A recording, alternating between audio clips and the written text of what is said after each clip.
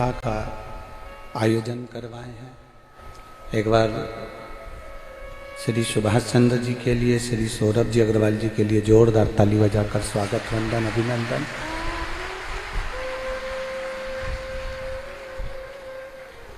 भक्ति और मुक्ति का साधन है शिव महापुराण की कथा।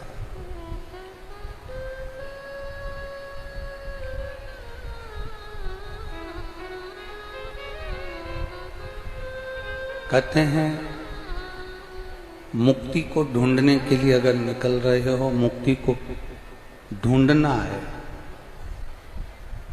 तो उसके लिए सबसे मूल है, सबसे प्रबल है, सबसे प्रथम है आपकी भक्ति।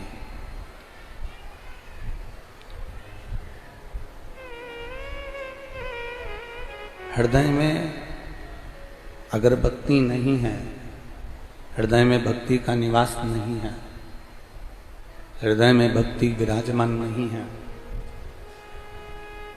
तो मुक्ति भी सरलता से मिलती नहीं।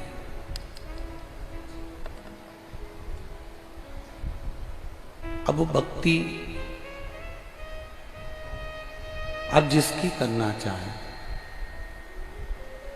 हम कभी भी ये दबाव नहीं दिए, इस व्यासपीठ से कभी आपको ये नहीं कहा कि आपको शंकर मंदिर ही जाना जरूरी है, आपको राम मंदिर ही जाना जरूरी है, आपको कृष्ण मंदिर ही जाना जरूरी है। इस कथा के माध्यम से आपको ये जरूर कहा कि तुम्हारी मर्जी पड़े तो तुम राम को भज लो, तुम्हारी मर्जी पड़े तो तुम कृष्ण को भज लो, तुम्हारी मर्जी पड़े तो तुम शिव को भज लो, तुम्हारी मर्जी हो माँ जगत जननी दुर्गा भवानी अष्टभुजा धात्री देवी को भज लो। ये आपके ऊपर निर्भर करता है कि आप किसका भजन कर रहे हो, आप किसको भज रहे हो। पर शिव कथा कहती है कि भजन करना तो ऐसा करना, भक्ति करना तो ऐसी करना कि मुक्ति के समय पर, प्राण त्यागने के समय पर कोई दूसरे का स्मरण आए ना आए, कोई दूसरा याद आए ना आए, पर प्राण त्यागने के समय पर वो मेरा डमरूधर, मेरा शिव, मेरा राम बिहारी का स्मरण आपकी चित्त वृत्ति में जरूर आए।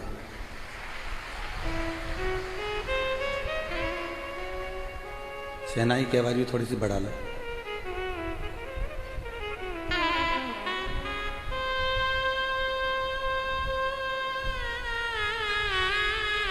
वो आपके स्मरण में आना चाहिए कि अंत समय प्रभु आना पड़ेगा और वचन दिया तो निभाना पड़ेगा।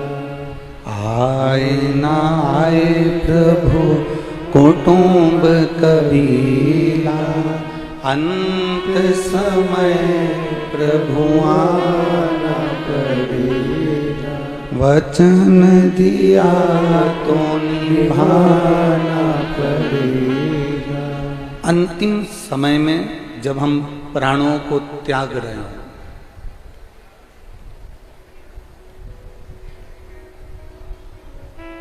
उस समय पर उस परमात्मा का स्मरण जरूर।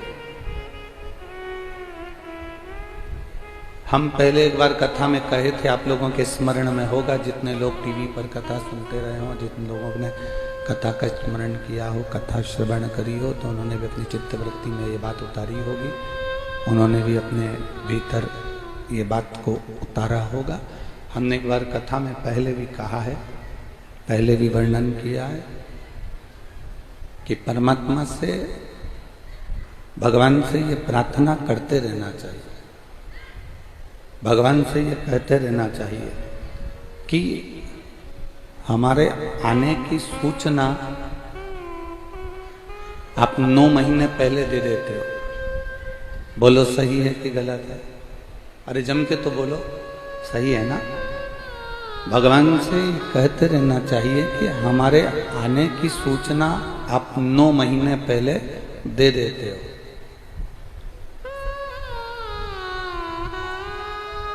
भोलेनाथ, आने की सूचना अगर आप 9 महीने पहले देते हो तो आपसे प्रार्थना केवल इतनी सी है कि हमारी जाने की सूचना कम से कम 5 मिनट पहले तो दे देना, तो कम से कम हम आपका नाम ले सके। जब आने की सूचना 9 महीने पहले देते हो तो जाने की सूचना भी 5 मिनट पहले मिले, तो हम आपका भजन कर सके, हम आपका स्मरण कर सके। पर ऐसा नहीं होता। आने की सूचना भले तुमको 9 महीने पहले मिल जाए, पर जाने की सूचना 5 मिनट पहले, 2 मिनट पहले, 1 मिनट पहले नहीं मिलती है। प्राण पखेरु कब उड़ जाए, कब चले जाए, इसका कोई ठिकाना नहीं। शायद इसलिए रामकृष्ण परमहंस जी से स्वामी विवेकानंद जी ने प्रश्न किया था कि भगवान का भजन कब करना चाहिए, तो रामकृष्ण परमहंस जी ने स्वामी विवेकानंद जी से कहा था कि मरने के 1 मिनट पहले भगवान का भजन करना चाहिए।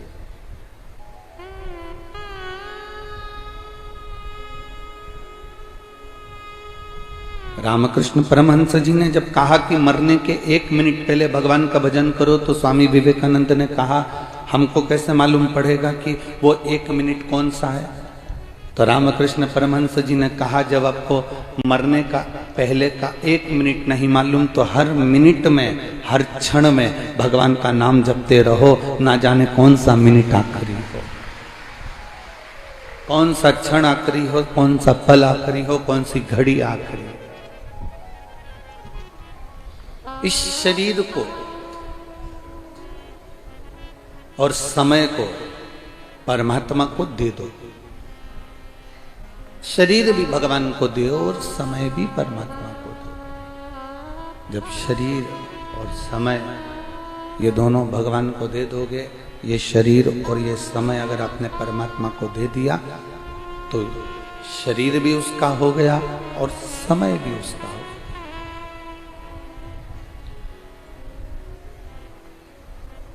शरीर भी उसका, समय भी उसका।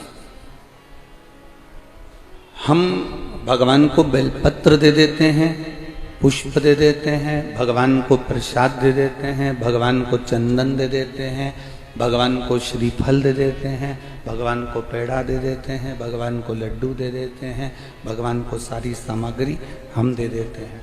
पर भगवान को हम 2 चीजें नहीं दे पाते, एक ये शरीर और एक समय।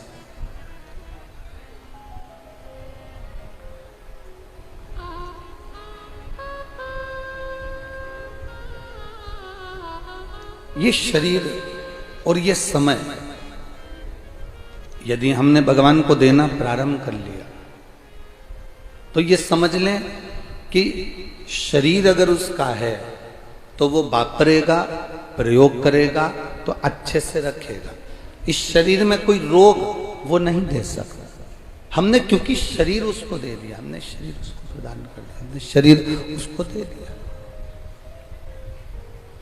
ये शरीर अगर हमने उसको दिया तो उसका प्रयोग वो सही तरीके से करेगा, और समय भी यदि हमने उस परमात्मा को दे दिया, समय भी उस भगवान को दे दिया, तो उस समय को भी वो संभाल कर रखेगा। शरीर और समय ये व्यर्थ ना जाने में, इसको व्यर्थ ना निकालें कि अंत समय प्रभु आना पड़ेगा, वचन दिया तो निभाना पड़ेगा। आए ना आए प्रभु कुटुंब कबीरा, अंत समय प्रभु आना पड़ेगा, वचन दिया तो निभाना पड़ेगा। अंत समय प्रभु आना शरीर भी दे दो उसको, समय भी दे दो उसको। जब ये शरीर उसका हो गया, समय भी उसका हो गया, तो वो संभाल लेगा। रोग कब आया, बीमारी कब आई, जब शरीर को आपने अपना बनाकर रखा।